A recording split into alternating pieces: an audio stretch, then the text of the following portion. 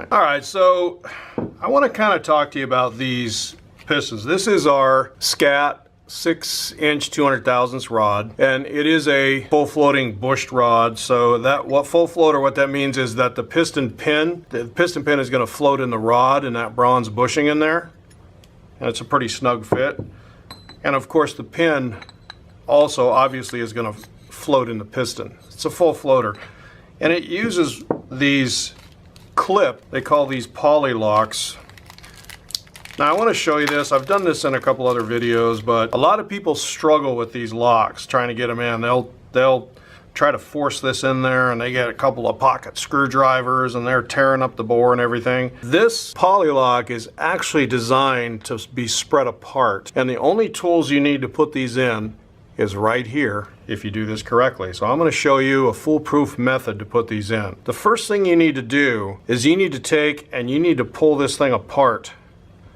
This is spring steel and it is designed to expand, okay?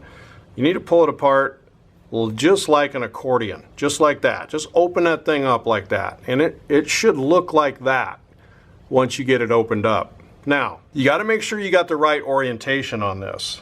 The rod is offset here. It has a big chamfer on one side and it has a small chamfer on the other. Now the big chamfer on this goes toward the crankshaft, goes toward the throw of the crank, or the side of the crank. The end with the small chamfer on it is going to go toward the other connecting rod. So, and the Ford, also your valve relief, this is your valve relief here. The valve relief always has to face the lifter valley, or the center of the motor.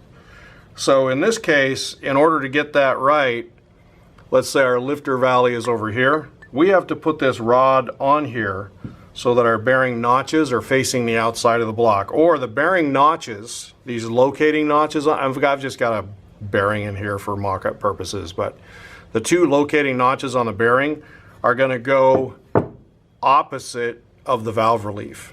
So if the bearing notches are on this side of the rod over here, and they are, no, I'm sorry, on this side, and they're right there, the locating notches, this rod would go on just like this, with the bearing notches over here and the valve relief opposite of that. And that will work for all 8 pistons in this motor. So we know that we need to go on like that, because I've got my notch, my relief here, my notches here.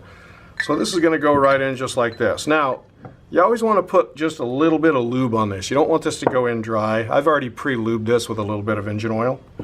And then you just go ahead and you just very carefully slide your pin right in. It'll go right in.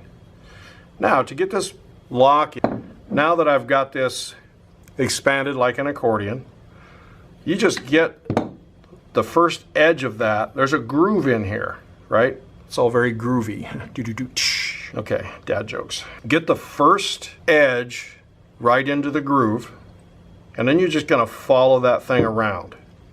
You're going to take your finger and you're just going to work that thing in. And as you work it in, and just spiral that thing in with your fingernail, grab the edge of it with your fingernail, and that thing will go right in. Once you get it started, that thing will go in. So I've got it started in there now, right? And you can see the spiral is starting to go in down there. I'm just going to take my fingernail and I'm just going to keep going, and I'm going to just work that thing down in.